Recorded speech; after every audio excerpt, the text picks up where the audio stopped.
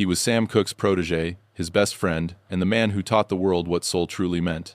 But history remembers him for something else, being the man who married his mentor's widow just months after Cooke's murder. From the heights of stardom to the depths of addiction and unbearable loss, this is the tragic, yet legendary story of the last soul man, Bobby Womack. He was called many things: the poet, the preacher, the last soul man. But for years, people whispered something else. He is the guy who slept with Sam Cooke's wife. It's strange how history remembers us, not for the light we bring, but for the shadow that follows. Before the scandals, before the fame, Bobby Womack was just a boy in Cleveland, Ohio, playing a broken guitar upside down, because his family couldn't afford another one. He grew up poor, too poor to eat some nights. His father called it fasting for Jesus, while his mother told her sons they would have to sing their way out of the ghetto. That voice, that hunger, would carry him from church pews to the biggest stages in America. He would share microphones with Sam Cooke, trade riffs with James Brown, and learn that music could lift a man higher than God or drop him lower than sin. His life would become the story of soul itself,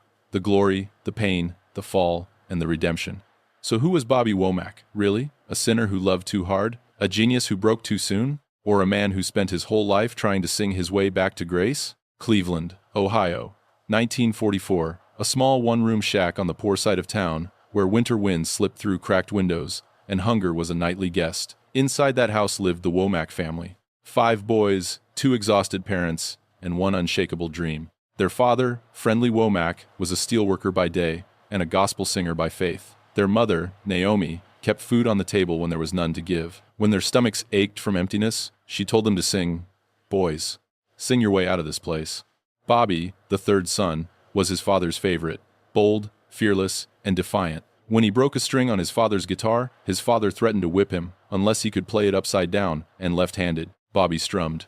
Awkward at first, then he found a rhythm so raw, so honest, it brought tears to his father's eyes. That was the night the Womack brothers were born. They sang in churches, traveling through small towns across Ohio, sharing stages with gospel greats like the 5 Blind Boys and the Soul Stirrers, a group led by a young, magnetic singer named Sam Cooke. Sam was the gospel world's shining star. Handsome, smooth, the kind of voice that could make sinners believe again. When the Womack brothers met him, he saw something familiar in Bobby. That same fire, that same hunger. He told them, "Keep singing, don't ever stop. I'll help you when the time comes." Back home, Bobby's father kept them strict. No secular music, no devil songs. But the world outside was changing. The lines between church and rhythm were starting to blur. By the mid-1950s, gospel and blues were colliding into something new, something they called soul. When Sam Cooke crossed over to secular music, he started SAR Records, Sam and Alexander Records. And he remembered those 5 kids from Cleveland. He called them up and said, "Come to LA, I've got a deal for you." Their father resisted. "That's devil music," he said. But $300 and a promise changed his mind. He packed his sons on a bus and sent them west. Under Sam's guidance, the Womack brothers became the Valentinos. He gave them suits, a sound, and a chance. Their first single, "Lookin' for a Love," hit number 8 on the R&B charts. And suddenly, the boys who once sang for coins in church were on tour with James Brown. James Brown was discipline in motion. He demanded perfection. Every step, every note, every beat. Once, when Bobby looked away during rehearsal, James cracked him on the head with a drumstick and said, "You better listen." It was harsh, but Bobby understood. Excellence had a price. Through Sam, Bobby met everyone. Ray Charles, Solomon Burke, even a young Jimi Hendrix, who auditioned for Sam Cooke before finding his own fire with Little Richard and the Isley Brothers. The world was small, electric, and dangerous. In 1964, Bobby wrote "It's All Over Now." The song did modestly well in America, until a British band called the Rolling Stones heard it. They re-recorded it, and it shot straight to number 1 in the UK. Bobby was furious, until Sam explained publishing rights. A month later, Bobby received a $30,000 royalty check. That is when he learned what every black artist of his time had to learn. Talent feeds your soul, but ownership feeds your family. Bobby's bond with Sam Cooke grew stronger. They weren't just friends, they were brothers in rhythm and rebellion. Sam was teaching Bobby how to become a man, in a world that didn't want one, how to survive in an industry built to break you. Bobby didn't know it yet, but everything Sam taught him about music, loyalty, and betrayal would soon be tested in the most painful way imaginable. By the early 1960s, Bobby Womack's life was changing faster than he could understand it. The church boy from Cleveland was now living in Los Angeles, rubbing shoulders with the biggest names in black music. His mentor, Sam Cooke, had turned him from a gospel kid into a rising soul artist, a student in a new kind of classroom, where the lessons were pain, rhythm, and ambition. Under Sam's label, SAR Records, Bobby learned everything: how to write, how to produce, how to survive in the studio and on the road. He wasn't just another background player. Sam saw something different in him. That rawness, that honesty that couldn't be faked. But even success comes with shadows. As Bobby's fame grew, tension built with his brothers in the Valentinos. He was working more with Sam than with them. And Sam, who was like a big brother, a father, and a prophet all at once, was starting to change too. After President Kennedy's assassination, Sam began to write differently. He was reading more. Malcolm X, Martin Luther King, James Baldwin. He stopped straightening his hair and started talking about justice and power. The song he wrote then, A Change Is Gonna Come, wasn't just a song, it was a prophecy. When Sam played it for Bobby, he asked what he thought. Bobby said, "Man, that song sounds like death." Sam looked down, quiet, almost distant. He told Bobby he felt the song had come through him, not from him, like it was a warning. Then, a week after letting Bobby go from SAR to cut costs, the warning came true. Sam Cooke, the man who had given Bobby everything, was shot dead in a Los Angeles motel. The news hit Bobby like a thunderclap. He couldn't believe it. Rumors swirled. A prostitute, a setup, the mafia, the record business. Everyone had a story. Nobody had the truth. All Bobby knew was that his mentor, his friend, was gone. The funeral was chaos. Fans screamed. Women fainted. Sam's widow, Barbara Cooke, stood beside the casket, broken and beautiful. And somewhere inside Bobby, something cracked. He wanted to protect her, protect what was left of Sam. When men started showing up at Barbara's house, looking for money or comfort, Bobby chased them away. He said it was loyalty. Others called it obsession. And when Barbara told him, "You keep running my boyfriends off, I guess you'll have to be my man," he didn't resist. They married just months after Sam's death. And with that, Bobby Womack went from being Sam Cooke's protege to being the man who married his mentor's wife. The backlash was brutal. Radio stations banned his songs, fans booed him off stage, Sam's family disowned him, and Sam's brother, Charlie Cooke, swore to kill him. Bobby tried to move forward, writing, performing, convincing himself that love could heal guilt. But the streets had their own justice. When Charlie found him in Chicago, he beat Bobby so badly his jaw split and his teeth pushed through his lip, blood everywhere. And Barbara, furious that Bobby had taken the bullets out of her gun, stood there screaming she would have shot him dead. It was a scandal that buried Bobby's career. The boy who once shared stages with Sam Cooke and James Brown was now a pariah, unwanted, untouchable, unforgiven. But pain has a strange way of feeding music, and Bobby Womack, the exile, would soon turn his pain into songs that would outlive his shame. Scandal burns fast, but shame lasts longer. After marrying Barbara Cooke, Bobby Womack became a ghost in his own industry. Every door that had opened for him slammed shut. Radio stations refused to play his songs. Promoters canceled shows. Fans spit his name, like a curse, the man who slept with Sam Cooke's wife. He was 21 years old, and already living inside a story that would follow him for life. Out of money and desperate for work, Bobby turned to the one thing that never betrayed him, his guitar.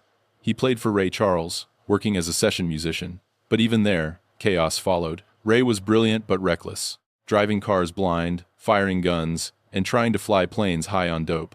Bobby said working for Ray was like living in a hurricane with a backbeat. From Ray's tour bus, Bobby jumped to another, this time with Wilson Pickett. They clicked immediately. Two wild souls, with too much talent and not enough peace. Bobby wrote, "I'm a midnight mover, and I'm in love for Wilson." Songs that turned pain into power, songs that helped define the sound of late 60s soul. But behind the music, both men were drowning in cocaine. Each snort a promise to forget what couldn't be forgiven. Bobby said later, "I was trying to get high enough to escape myself, but I kept running into the same man every time I came down.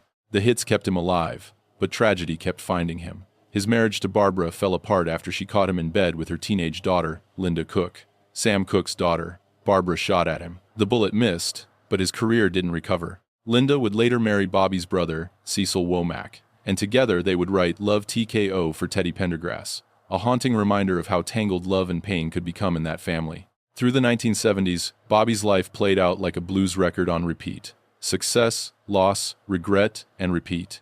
He recorded Fly Me to the Moon and California Dreamin'. He found brief glory, then lost it to addiction again. He worked with Janis Joplin, writing songs in a haze of drugs and late-night confessions. Hours after one of their sessions, she overdosed. Her death shook him. Another friend gone, another warning ignored. But Bobby kept moving. That is what soul men did. They moved. In 1972, he wrote the soundtrack for the film Across 110th Street, a song about survival in a world that doesn't forgive. It became one of his greatest triumphs, used decades later in Quentin Tarantino's Jackie Brown. But even as the world danced to his music, Bobby was fighting demons backstage. He lost his brother Harry, stabbed to death by a jealous lover. He lost his infant son Truth, who suffocated after rolling off the bed, while Bobby, numb from cocaine, sat in another room, too high to check on him. He lost his oldest son Vincent, who took his own life at 21. Each loss cut deeper, each tragedy another brick on the wall between him and redemption. By the late 70s, Bobby was a legend without a home. Too raw for pop, too wild for gospel, too broken for peace. His music was still electric, but his body was fading under the weight of every bad decision he had ever made. He once said, "I tried to write songs about love, but all I really knew was loss." Still, somewhere deep inside that chaos, the last spark of soul was waiting. And when it finally burned again, Bobby Womack would remind the world why they called him the last soul man. In America, talent is worshipped, but only until it starts to make people uncomfortable. For Bobby Womack, that truth was both his curse and his crown. He lived through every era of modern black music, from the church choirs of the 1950s to the civil rights marches of the 1960s, from the funk-soaked clubs of the 70s to the smooth grooves of the 80s. He was always there, guitar in hand, voice full of grit and glory. But while others rose clean, Bobby carried his scars in public, and America didn't always want to look at them. The same country that cheered for his songs had once condemned him for loving the wrong woman. The same record labels that profited from his pain would later call him too old, too dark, and too real. He was both celebrated and censored, a man who belonged everywhere and nowhere at once. In the 1970s, as the civil rights movement turned into the struggle for black identity, Bobby's music became a mirror. Songs like Across 110th Street weren't just hits, they were headlines. They told the story of a divided America, of hustlers and survivors, of ghetto dreamers and forgotten saints. It was a song about Harlem, but it could have been about the whole world. A cry from the streets that said, "We are still here." Critics called him the poet of pain. Fans called him the truth. Even white rock artists, from the Rolling Stones to Eric Clapton, borrowed his sound, his phrasing, and his emotion. They loved his soul, but not always his struggle. Across the Atlantic, though, things were different. In Europe, Bobby Womack was a legend. The British soul scene adored him. His records played in London's underground clubs, in Paris cafes, in German radio stations. To them, he wasn't a scandal, he was authentic. He embodied what white America tried to polish away: the pain, the imperfection, and the humanity of soul. In interviews during that period, Bobby spoke softly about race and fame. He said, "They love you when you make them dance, but they don't want to see where the song came from." He knew what it meant to be a black man who told too much truth. He had watched Sam Cooke die for it. He had seen Marvin Gaye shot down in his father's house. He had buried friends who were too good for the world they lived in. Yet somehow, Bobby survived. He was never polished enough for Motown, never smooth enough for pop, but he was the pulse that kept black music alive. When disco faded and hip-hop was born, young producers sampled his riffs and borrowed his lines. Across 110th Street became a bridge between generations, a street where Curtis Mayfield met Tupac, where Marvin Gaye's dreams shook hands with Kendrick Lamar's reality. By the 2000s, a new generation rediscovered him. Filmmakers like Quentin Tarantino used his music to tell stories of redemption and revenge. Artists from Go Real Az to The Roots called him the godfather of truth. And when he was inducted into the Rock and Roll Hall of Fame in 2009, it wasn't just for the hits, it was for the honesty. In a world obsessed with perfection, Bobby Womack remained gloriously flawed. He sang about love, addiction, betrayal, and grace, the way only someone who had lived through all of them could. His voice was gravel and gold. His life, a sermon written in blood and blues. To America, he was a complicated man. To the world, he was proof that soul isn't a genre, it is a testimony. By the time Bobby Womack reached his final years, his body was tired. A map of scars, both seen and unseen: diabetes, Alzheimer's, colon cancer. The battles were relentless, but none of them broke him like the battles inside his own mind. He used to say, "The devil don't come with horns, he comes with a hit record and a bad contract." And Bobby knew both too well. Still, in his 70s, when most men were resting, he was still performing, still testifying. When asked why he kept singing, he smiled and said, "Because I still got a story to tell." That story, his story, was America's story. The rise, the fall, the survival. He had seen every side of the dream, the spotlight that blinds, the applause that disappears, the silence that follows after fame walks away. In 2009, when he walked onto the stage at the Rock and Roll Hall of Fame ceremony, the crowd rose to its feet. For the first time in decades, Bobby wasn't a scandal or a survivor. He was a legend. He stood there in a black suit, smiling through the years, and said, "I thank God for letting me outlive my mistakes." That one line said everything. It wasn't about perfection, it was about endurance. His music kept finding new life long after he was gone. When Across 110th Street played in Quentin Tarantino's Jackie Brown, it introduced him to a generation that never knew the church boy from Cleveland. When If You Think You're Lonely Now hit the air again in the 90s, his pain became timeless. Even rappers and R&B singers began sampling his voice, that rough, righteous sound that refused to die. He called himself the last soul man, not because there were no others left, but because few could still sing truth without fear. In a world of auto-tune and image, Bobby sang life, unfiltered, unpolished, unforgettable. On June 27, 2014, Bobby Womack passed away in his sleep. He was 70 years old, no drama, no scandal, just silence. The same kind of silence that comes after a long prayer. When the news broke, tributes poured in. From Patti LaBelle, the Rolling Stones, Damon Albarn, and countless others. They didn't talk about his mistakes. They talked about his courage, about the way his music felt like confession, about how he turned survival into song. Today, when you hear his voice, that raspy cry, somewhere between pain and praise, you're not just hearing a man, you're hearing a lifetime that began in hunger and ended in harmony. Because Bobby Womack wasn't just a singer, he was a witness. To the cost of fame, the price of love, and the power of redemption, and maybe that's what makes him eternal. He didn't hide his scars, he sang them. Some stories don't need a happy ending, they just need to be told by someone who lived every word. And somewhere, in the echo of a church on Cleveland's east side, you can still hear that little boy with the upside-down guitar, singing his way out of the ghetto and straight into history. Rest in power, Bobby Womack, the last soul man.